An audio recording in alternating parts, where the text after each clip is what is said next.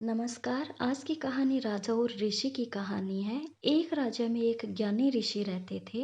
वे लोगों की भाग्य रेखा देखकर उनका भाग्य बताया करते थे।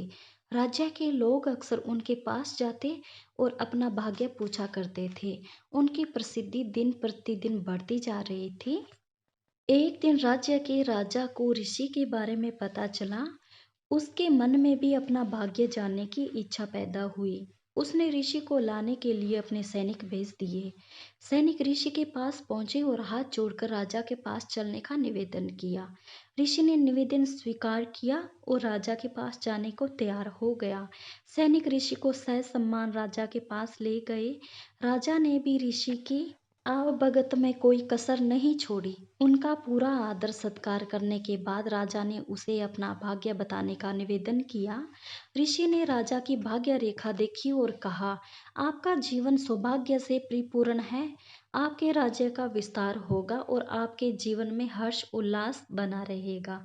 ये सुनकर राजा बहुत प्रसन्न हुआ। उसने ऋषि को ढेर सारे उपहार दिए। कुछ देर बाद राजा ने ऋषि से पूछा, गुरुवर, क्या मेरे जीवन में कोई दुर्भाग्य भी जुड़ा हुआ है? ऋषि ने कहा, हर किसी का जीवन सौभाग्य और दुर्भाग्य का मिश्रण होता है। तुम्हारे जीवन में भी दुर्भाग्य है। और उसने राजा को उसके दुर्भाग्य के बारे में बता दिया। दुर्भाग्य के बारे में सुनकर राजा को बहुत क्रोध आया। राजा ने सैनिकों से कहा कि ऋषि को फांसी पर लटका दिया जाए। ऐसे व्यक्ति को जीवित रहने का कोई अधिकार नहीं जो अपने राजा के दुर्भाग्य की बात करता हो। सैनिक ऋषि को पकड़कर ले जाने लगे। तब ऋषि ने राजा से कहा, राजन, आपकी मृत्यु से जुड़ा सच मैं आपको बताना भूल गया। मेरी मृत्यु के ठीक 1 घंटे बाद आपकी भी मृत्यु हो जाएगी।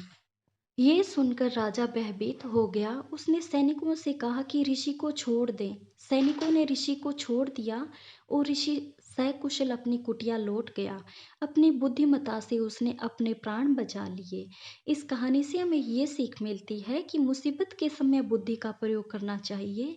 बुद्धि से हर मुसीबत से निकला जा सकता है। अगर आपको मेरी कहानियाँ पसंद आई तो प्लीज़ मेरे चैनल को जरूर सब्सक्राइब कीजिएगा और लाइक करके कमेंट करके बताना।